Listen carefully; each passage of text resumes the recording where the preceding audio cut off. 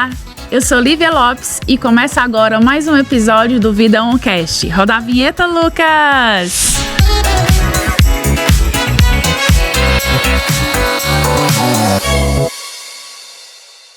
O que a gente gosta mesmo é de ver criança com muita saúde. Mas algumas doenças fazem parte da infância e geram dúvidas e preocupações.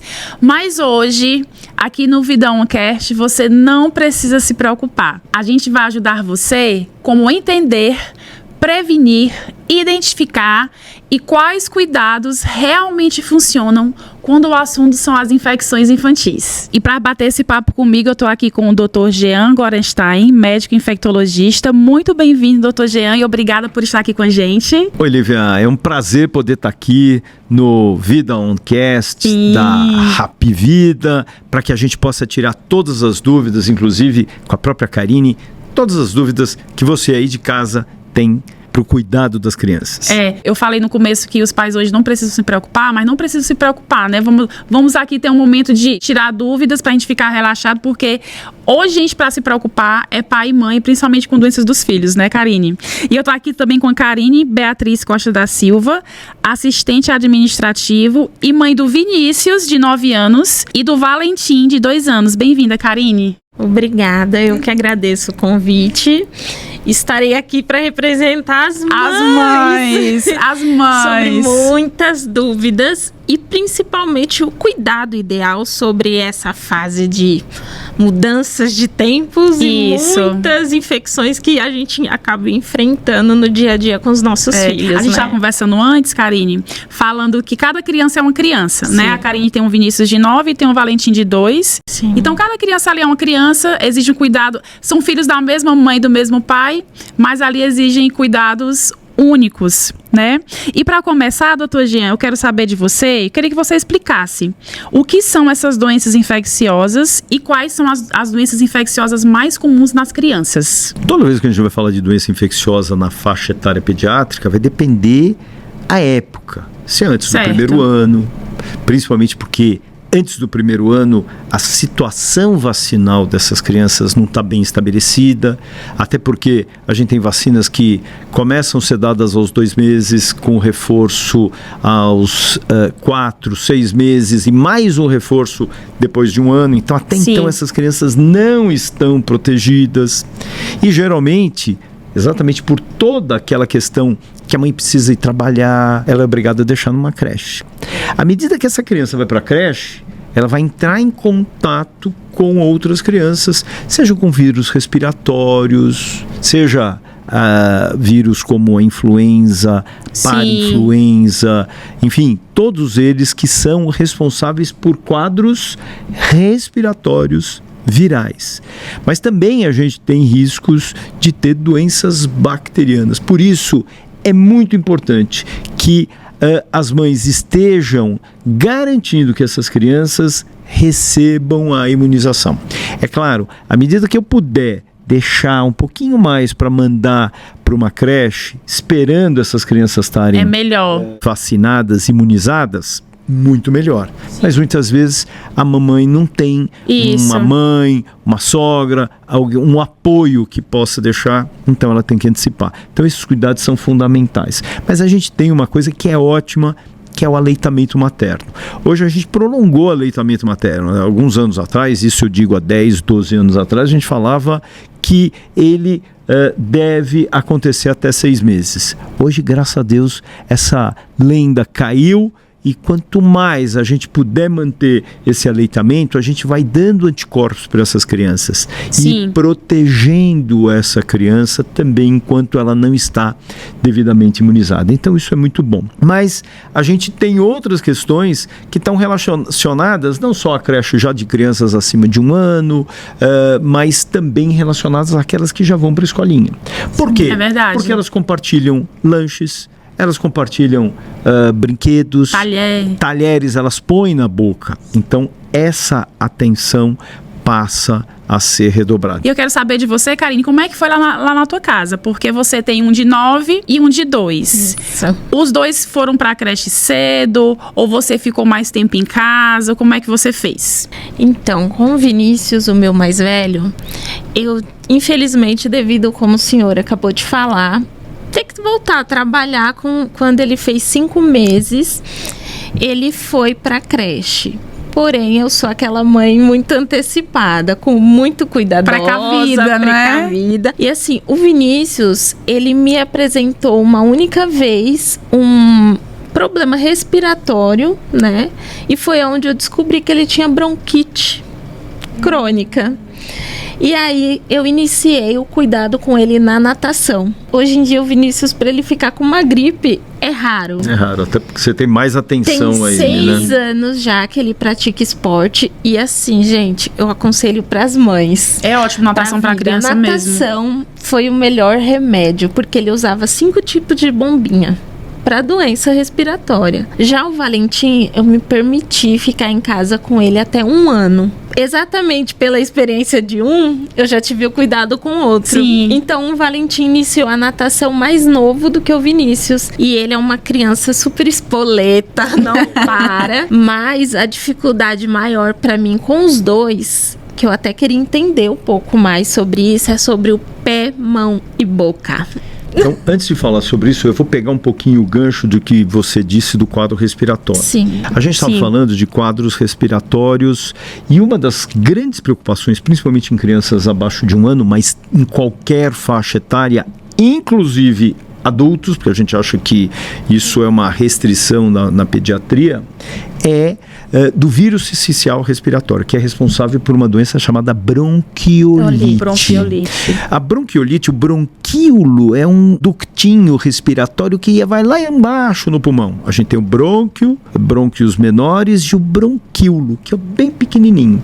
E esse vírus, ele tem uma predileção por essa região e ele acaba levando alterações. Qual é o problema?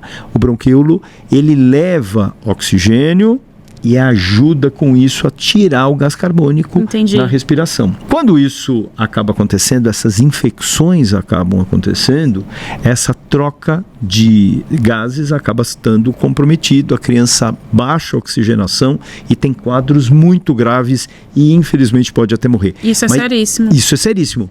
De novo, nós temos vacina para bronquiolite. Naquela tua época isso não estava tão difundido e com isso essas crianças não se protegiam. A Karine falou agora, doutor, eu fiquei com a dúvida, que ela levou o filho para natação e isso ajudou ele nas questões respiratórias. Além da vacina, você entende que existem atividades que os pais possam incentivar os filhos para evitar esse tipo de doença ou isso não tem nada a ver? A gente sabe que quando uma criança faz atividade física, e quando a atividade física é brincar no playground, subir, trepa-trepa, isso é maravilhoso.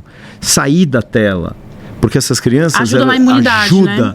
Tanto no desenvolvimento psicológico, na autoestima, na força, na socialização, mas ajuda na imunidade.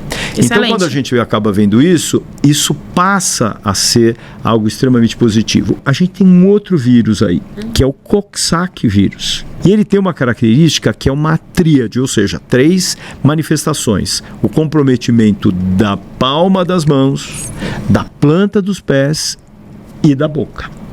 E é o seguinte, como que eu difero? Nem sempre eu tenho os 3 juntos. Sim. Eu posso só ter uma estomatite, eu só posso ter um comprometimento da boca e não obrigatoriamente do pé e da mão. Daí alguém fala assim, não é. Não, mas tem uma característica.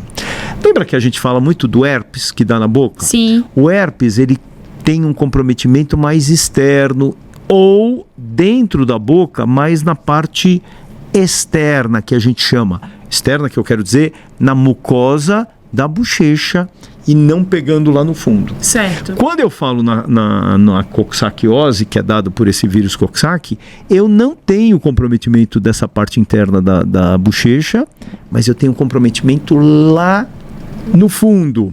Entendi. Principalmente pegando a amígdala, pegando além da amígdala, a úvula, que é aquele que a gente chama da campainha da boca, né? Sim. E aí qual é o problema?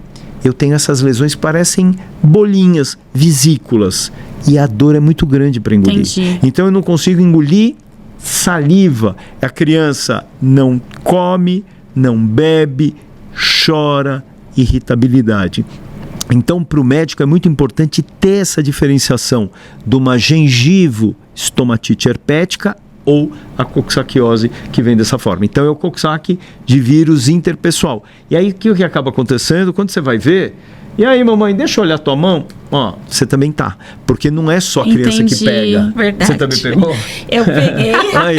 Aí que tá. E aí o grande problema dela ter filhos de faixas etárias diferentes é que muitas vezes traz pro outro que tá em casa. Sim. E vice-versa. E Karine, lá na sua casa, quando você vê, né, o Vinícius ou o Valentim doente, em que momento você liga o alerta para levar eles ao médico ou não? Você fica observando os sintomas? Como é que você faz? Porque é uma dúvida também dos pais, né? Eu acredito que é, em que momento eu devo levar meu filho para o hospital? Porque você leva o filho para o hospital, aí lá no hospital é um lugar que tem doenças, né? Mais doenças. Então, como é esse time na sua casa? Então, eu observo, como eu te falei, o meu menor, ele é bem serelepe. Então, assim, quando eu vejo que ele tá quieto, no canto, apresentando, mamãe, quero coberta, mamãe, quero dormir, é o gatilho dele. Entendi. Já o do meu mais velho, hoje em dia ele já me consegue expressar isso. Então ele fala, mãe, eu não tô bem. Entendi, já se comunica melhor, ele né? Pela idade. Melhor. Então foi um desenvolvimento, assim, com o tempo que eu aprendi, com o pequeno eu soube expressar e fazer de uma forma melhor. Vê, eu sempre falo, né, que o melhor contribuidor do pediatra são as mães. Com certeza. Né? O pediatra fala, mas a mãe que conhece o filho, não adianta, não tem o que você acha, é o que a mãe sente. E a mãe sabe o filho que ela tem. Com certeza. Ela pode virar e falar assim, doutor, ele não tá bem. Não, ele tá ótimo. Ele não tá bem, eu conheço meu filho. Então é muito importante entender que saúde de uma criança depende de imunização, alimentação, atividade esportiva, socialização e pouca tela. Eu não falei sem tela, mas pouca tela.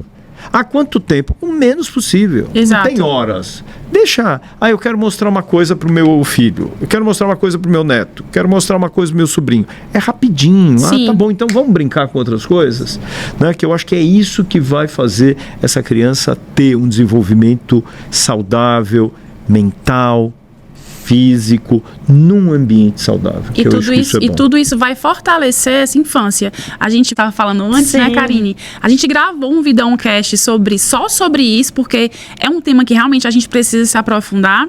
E vendo você falar, doutor Jean, a gente entende que o cuidado com a criança, ele é um cuidado, ele tem que ser integrado, né? Eu imunizo, mas também eu tenho regras em casa, mas a criança também precisa comer bem, precisa estar bem com a sua saúde mental, precisa estar bem com seus amiguinhos, né?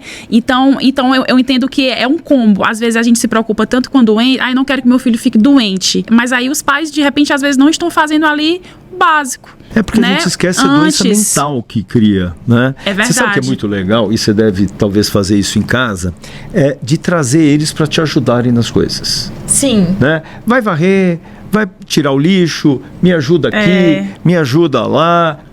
Ajuda a trazer a roupa suja na louça. Muitas vezes a gente fala, ele vai quebrar. Não faz mal. Ele quer ajudar. Se eu virar e ele quer ajudar e eu simplesmente, você vai quebrar, nunca mais ele vai fazer. Sim, foi isso é um impacto, é um carimbo que a gente está dando para essa criança. Maravilha. Então, é construir um ambiente saudável para a criança, tanto de vacina, como de cuidado, de brincadeira e também de saúde mental. É isso aí. Exatamente. Muito obrigada, doutor Jean, pela sua presença. Amei as dicas. Olha, vamos lá. Eu pensei que ia ser 2h30, ela quer ficar livre de mim. Não, a gente vai desligar as câmeras, viu, Lucas? E vamos ficar aqui mais 1 hora, tá bom? E, aliás, ela tá trazendo os pastéis que ela fez pra nós. Então... Obrigada, Karine, pela sua participação. Mande um super beijo pro Vinícius e pro Valentim, viu? Manda, pode deixar. Muito obrigada. O seu filho vive no celular, no tablet e no computador e você tem dificuldade de colocar limite? O próximo bloco é especialmente para você. Não saia daí, a gente volta já.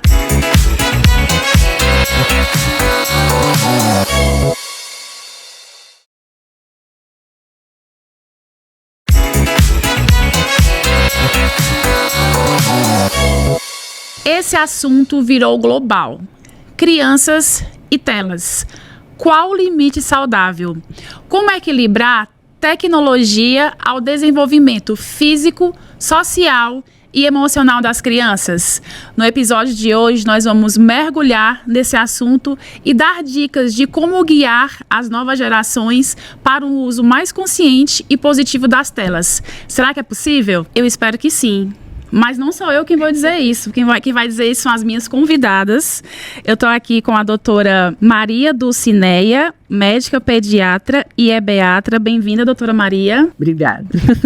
Eu estou aqui com a Ingrid Cordovil, assistente administrativa e mãe do Daniel, de 5 anos. Bem-vinda, Ingrid. Muito obrigada pelo convite, gente. Eu estou também com a Tawane Oliveira, psicóloga e mãe da Laura. Bem-vinda, Tawane. Muito obrigada. Que bom que vocês estão aqui.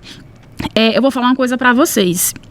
Eu sou jornalista e esse debate de rede social, de tela, da hiperconectividade, da superexposição, sempre esteve presente na minha vida, dos meus estudos, né, nas minhas conversas. E aí ontem eu fui mergulhar nesse assunto. Não sou mãe, mas convivo, tenho colegas de trabalho mães, tenho sobrinhos, tenho amigas mães. E ontem eu fui mergulhar na questão das telas para as crianças. E eu fiquei assustada com as taxas, as porcentagens, os aspectos. Existem os positivos, né, que nós vamos falar aqui, mas as taxas negativas de depressão, né, de ansiedade. E eu me deparei com um livro que virou best-seller chamado A Geração Ansiosa, de um psicólogo social americano. E ele fala que a infância baseada no brincar entrou em declínio na década de 80, e foi substituída pela infância baseada no celular. E aí, sobre isso, doutora Maria, eu quero que você fale para a gente qual o impacto do uso excessivo das telas no desenvolvimento cognitivo e emocional das crianças. Bem, isso realmente é muito complicado, muito difícil, eu até me estendo. Você falou na década de 80, mas o forte mesmo aqui no Brasil, no ano de 2012, que começou o aumento das redes sociais e das empresas, e as crianças deixaram a ter a sua própria infância. Nós temos 2 pontos importantes. A Organização Mundial de Saúde e a Sociedade Brasileira de Pediatria, elas orientam que crianças abaixo de 2 anos não tenham nenhum contato com telas, tablets, televisão. De 2 a 5, 1 hora por dia em média, juntando tudo. E de 6 a 10 anos, no máximo 2 horas. Por dia? Por dia. Aí o problema começa nos bebês. A gente pega em consultório crianças de meses, de 6 ou 8 meses, já entrando com o celular na mão, com a permissão dos pais. E os pais também. Então, os pais são incapazes de ficarem, lógico que, mas é uma grande maioria, na consulta sem o seu celular. Os adultos, nós somos os maiores viciados, então, né? São os maiores viciados. Então, isso é um exemplo. Tanto é que agora, na sala, eu já tenho uma plaquinha de proibido o uso do celular. Não, é de trabalho, sempre tem uma justificativa. E isso acarreta muitos problemas. Então, bebês até 2 anos, eu tenho atendido muito a dificuldade da fala, que as crianças estão demorando a falar, e precisa ficar claro que isso não é um sinal único de TEA, de transtorno do espectro autista.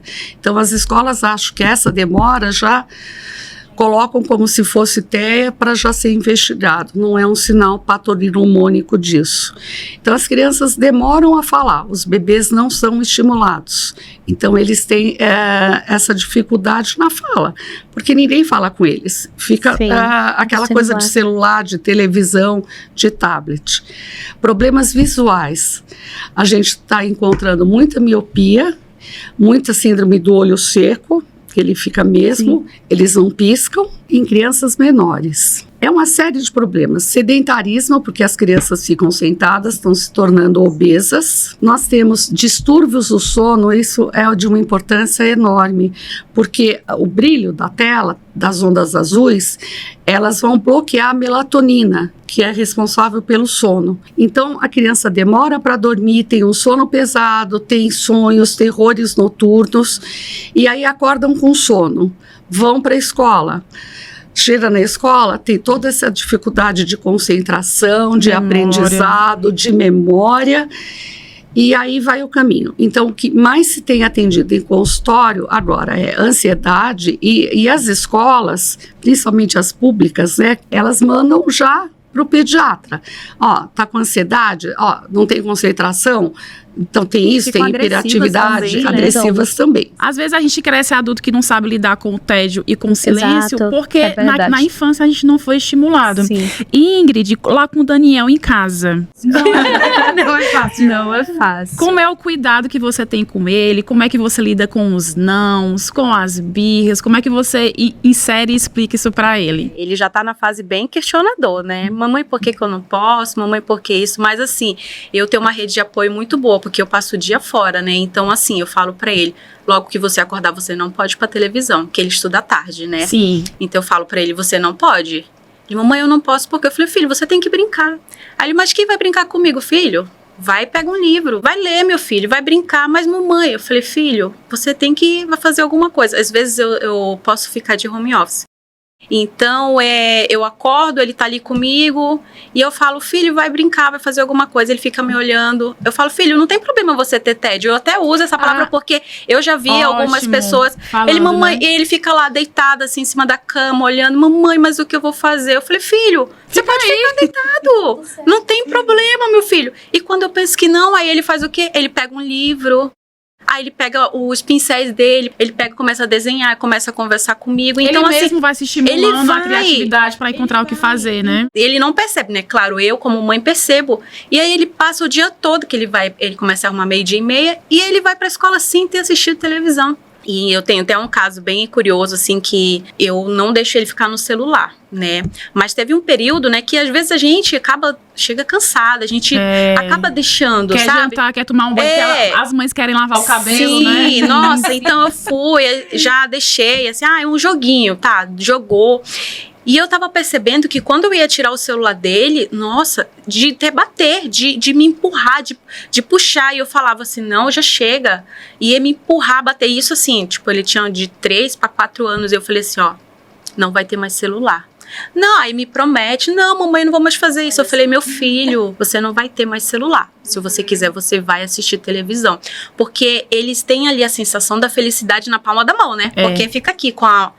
E o controle, né? Sim. Quando a criança tá com o celular na mão, não tem a mamãe pra mandar, não. Quem manda é ela. Então, assim, eles estão ali construindo, eles estão vendo um mundo, naquele mundo virtual ali deles, então é uma felicidade na palma da mão. Ele tá sentado, ele tá confortável, tá comendo. Tawane, você como psicóloga e mãe da Laura, a Laura tem 2 anos, né? Tem 2 anos. Fala um pouquinho, primeiro, como é que você equilibra o uso da Laura com as telas.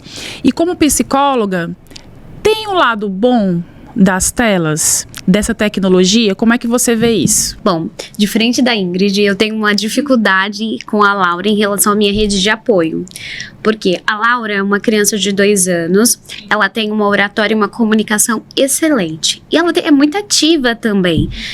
E a gente sempre tenta tirar um tempo para brincar, para conversar, para desenvolver, né, capacidade motora fina, criatividade, mas eu trabalho fora, ela vai pra creche, e aí quando chega, geralmente ela fica com o pai. Entendi. Então, chegou, o pai vai organizar as coisas enquanto, né? Aí ela não gosta de televisão, mas ela gosta do celular. Então ele oferece o celular pra ela. Ela ama também a Turma da Mônica. Nós temos todos os personagens lá. Até hoje eu amo. E aí eu sempre converso muito com ele a respeito de também fornecer a ele esse tipo de informação sobre a importância da alimentação. Porque tem que estar alinhado. Não adianta Com a mãe certeza. controlar e o pai não, Sim. né? E aí eu explico tanto pra ele quanto pra minha mãe, que também tem uma certa resistência de entender que isso pode de alguma maneira prejudicá-la. E nós estamos criando uma rotina. A Laura, ela tá fazendo desmame, então a gente tá num processo de que aí eu já entro nessa questão de ter benefícios. Eu coloco lá uma música no YouTube, pego ela no colo, acalento ela, acolho ela e deixo aquela música que faz parte da nossa história, que eu fui ouvindo durante a minha Legal. gestação, e vou embalando ela até que ela se sinta sonolenta, então nós vamos pra cama. Mas o uso, se eu disser assim pra você, 2 horas, talvez não. E aí, não sei a quantidade de horas que ela foi exposta. Ela não fica a televisão, mas fica o celular. Não deveria, né? Não deveria. Lembra, 2 anos? Não deveria, mas ela acaba tendo esse contato. E aí é uma outra questão que eu levo à discussão também, né? Quando nós deixamos na frente da televisão, ou que eles brinquem sozinhos porque nós mesmos estamos inseridos nas redes sociais. Foi uma questão que eu levantei nas minhas redes sociais até um tempo atrás de quantas vezes nós falamos para os nossos filhos brincarem sozinhos quando nós ficamos no celular olhando a vida dos outros. Brincar sozinho não é legal. A minha bebê é uma bebê filha única, mora num apartamento, ela vai pra creche, então ela passa o dia socializando com muitas crianças e chega em casa, ela vai querer brincar sozinha? Não é atrativo, ela vai querer ir pras telas. E eu ouvindo você falar, e a Tawane também, a palavra que vocês mais falaram foi não. Não, porque é pra você ensinar, né? Sim. Os limites. E sobre isso, doutora Maria... Você não pode mandar na gente. Aí como é que ensina os filhos a necessidade de conviver com o não e com os limites? Tem algum segredinho? Não tem. O que está acontecendo atualmente é que as mães cedem. Elas não sabem dizer não.